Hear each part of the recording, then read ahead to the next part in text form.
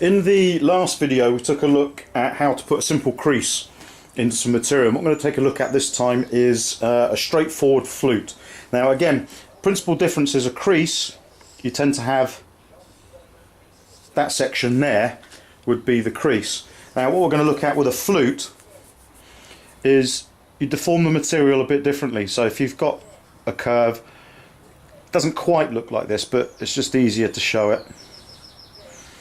That's essentially what you're doing with a flute. They're often a lot smaller than we anticipate. If you go looking in museums, they don't tend to be like this big piece coming out like that. They tend to be much subtler. Maybe not quite that subtle, but you get the idea, than we anticipate.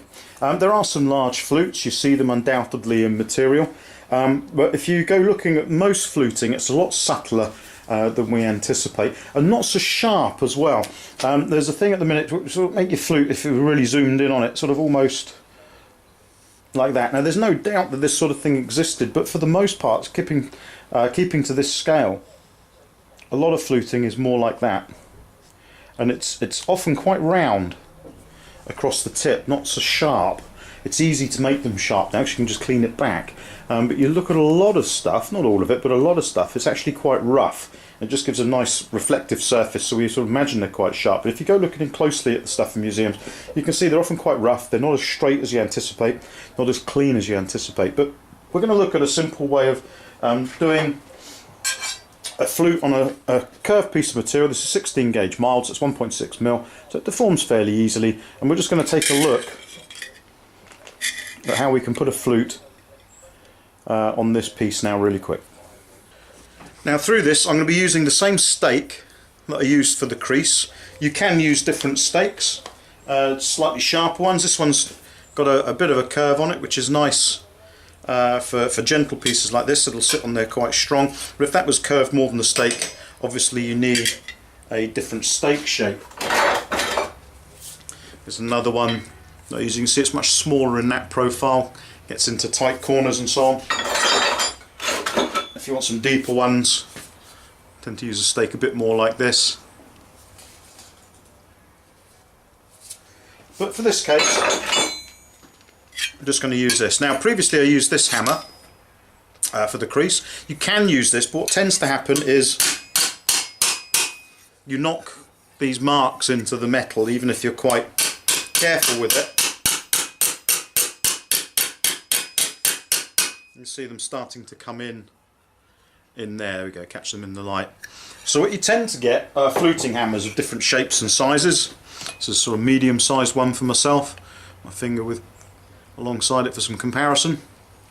It's got a slightly broader head and a narrower head. You can get these going right down to half the width, probably even a third the width of this, so about that much material left, almost like a chisel, just tapping away. But this will do for the purposes of now. You can do this sort of thing with an old bricklayer's escutcheon. I've kept this as quite broad compared to the other one. I use this if I'm doing something a bit deeper. Sometimes on breastplates they're quite big on some breastplates, so I use that one for that. But I've just ground those back. You can see I've got a rounder head on that end and a flatter head on that end. So pick your tools. I mean, you can make that sort of thing. This is one I use for raising, but there's no reason why you can't change the ball peen at the back into more of a sharp point. But you do tend to find they've got longer necks on the hammers for raising. And get some lovely ones out there that you can buy. But this is what I've got, so this is what I'll use. So I'll take the narrower edge and offer up the bit of work. I tend to start to work the inside of a crease. Don't know why, I just do. And we've got two lines running next to each other with a slight broadening at this end. So what I tend to do is just start at one end and start tapping. So get that lined up there, and again, avoid doing this sort of thing, because you're going to knock chisel marks into the back. Now some folk will start these with chisels to help themselves find the thing, but I don't tend to like it. I just find you're putting a chisel into the back of the material, then essentially you're weakening it and thinning it. So what we'll do is I'm going to take a narrow edge and just start working my way along. Working, see here, not there. So I'm coaxing the material over.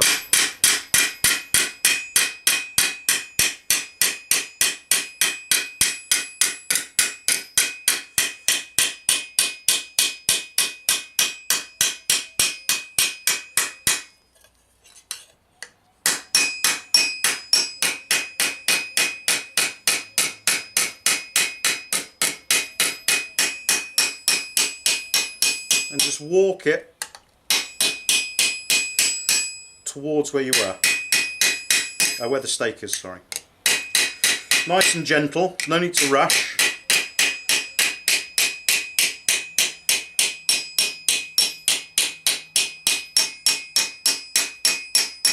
Now, if you do get a bit heavy with this, what tends to happen if you try to rush it,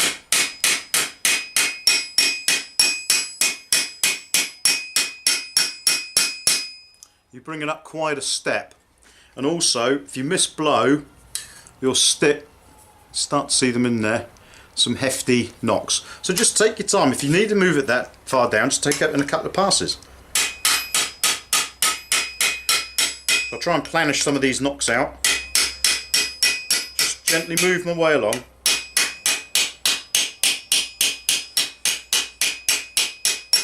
Remember, most of these flutes are smaller than we tend to imagine. Often they're just like 1/2 mil or so. It's just to reinforce on the plate that looks elegant.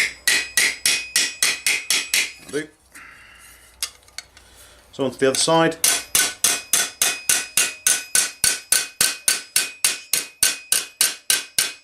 A bit easier now because I can find where my mark is.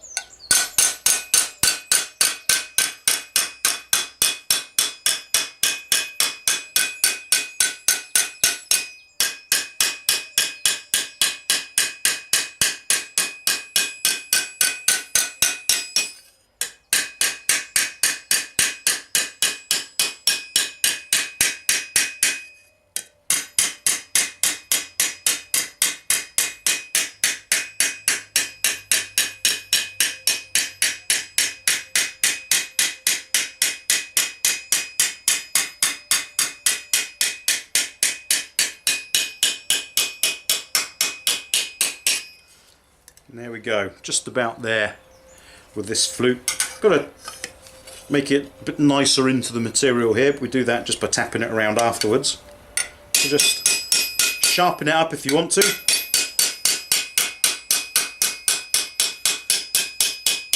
I've seen some what I guess would be considered fairly poor examples of this from history, where the top of the ridge is sometimes even 1 mil or so. It's not an exact peak like that. It's a bit more sort of like this. So I don't think we need to go nuts, to be honest, and the more you clean that away afterwards, the thinner the material is on a bit that's supposed to be strengthening.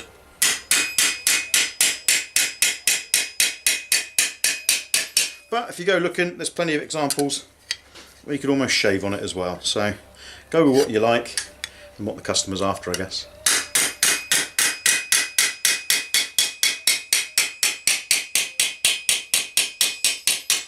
So there's one of our flutes just quickly touched in.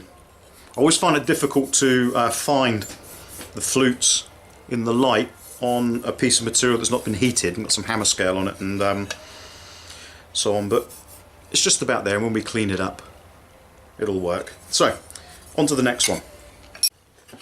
Try this angle for a bit and then we'll probably go back because it's difficult to see. So again, just repeat the process.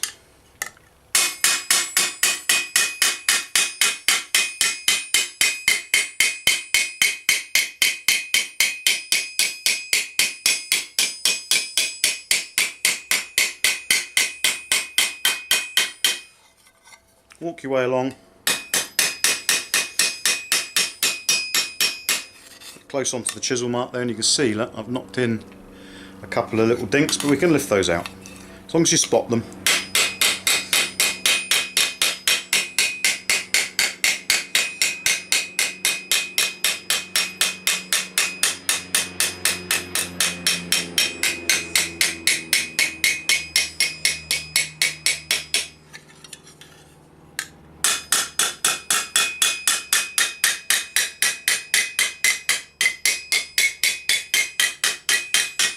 doing now is just smoothing them into one another a little bit.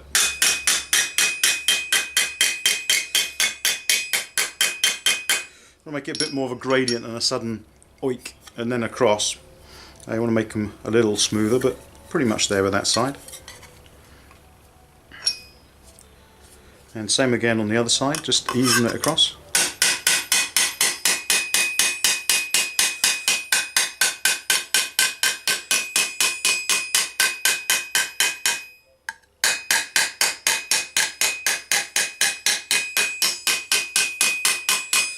Occurs to me what you get as well on some pieces is they would then sometimes drop in a counter flute or another flute on this side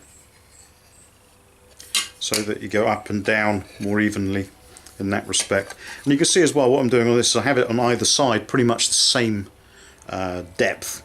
What you can do on some of them, you have a sharp crease on one side where it goes up and then gradually returns and up and gradually returns. Just depends on what the aesthetic is, what you're copying, what piece of history you're moving into, all that sort of good stuff. This is just a basic set of flutes.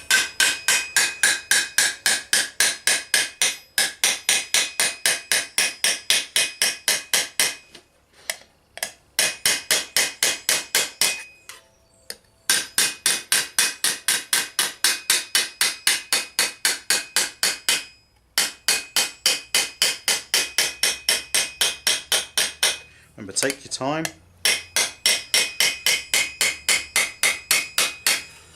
Saying that as much to remind myself because I'm rushing a bit because we're trying to film this.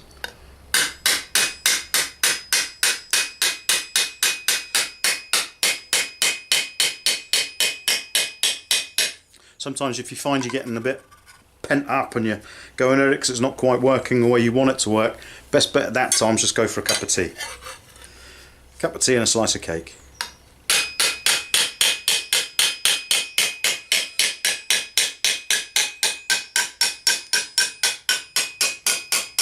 I suggest even for American armourers, go for a cup of tea every time rather than a coffee. I'm just working that round, tidying it up a little bit, get rid of some of the missed dinks and dents that I put in there.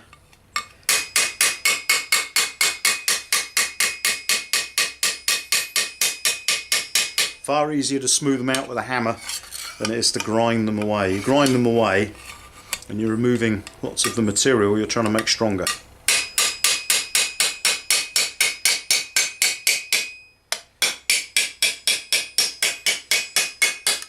Just take your time. Right, so pretty much there with those two flutes. You can see them in the light there, just about.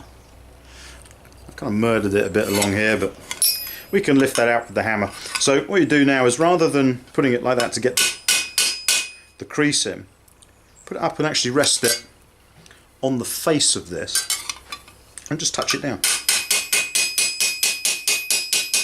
Smoothing that work into the parent material. So you don't end up with an unsightly trough just before the flute.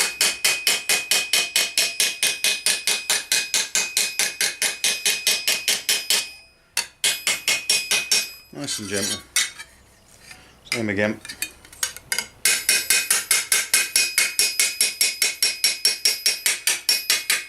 You can see on some pieces they just don't even bother with this, to be fair, historically. They just got the flute in and cleaned it back and pushed it out the door. Another way to clean that back, if you're worried about it, is on the face of the anvil, and I should do that now on one edge just to show you what I mean. So when you see it in the light this way round, you can see just about catching in the light is it goes in, back up, and then goes back down to the parent material. Now it might be that you just don't want that look, so take a small hammer, offer your crease a little ways up, you're not pushing it in hard, and just make sure the crease isn't going to be deformed by the edge of the anvil here. Just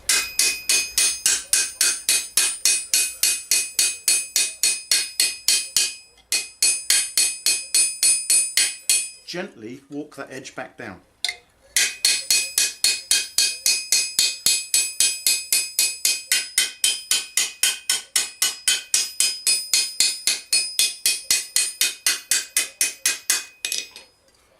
what that does is it helps remove the up, down and back up nature of that. And you can just check it from the front. There's a little bit there.